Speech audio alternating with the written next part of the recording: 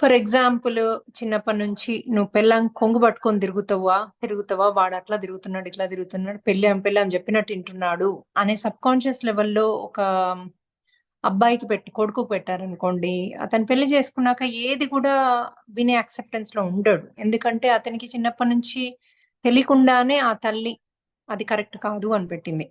So అది automatic గా జరిగిపోతూ ఉంటది అనమాట. వాళ్ళకి తెలియకుండానే back of the mind automatic గా జరిగిపోతూ ఉంటుంది. ఎందుకంటే అది ఆల్రెడీ వాళ్ళు బిలీవ్ చేశారు అది కరెక్ట్ అని. అది చాలా చిన్నప్పుడు పడ్డ ముద్ర.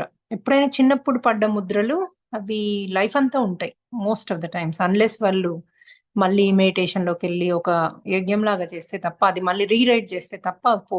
అంటే రీరైట్ అంటే మెడిటేషన్ లో లేకున్నా కూడా గైడెడ్ దాంట్లో మళ్ళీ సేమ్ దాన్ని ఆపోజిట్ గా నేను నేను రెస్పెక్ట్ ఇస్తాను, అవి కరెక్ట్ అయితే నేను ఇద్దరు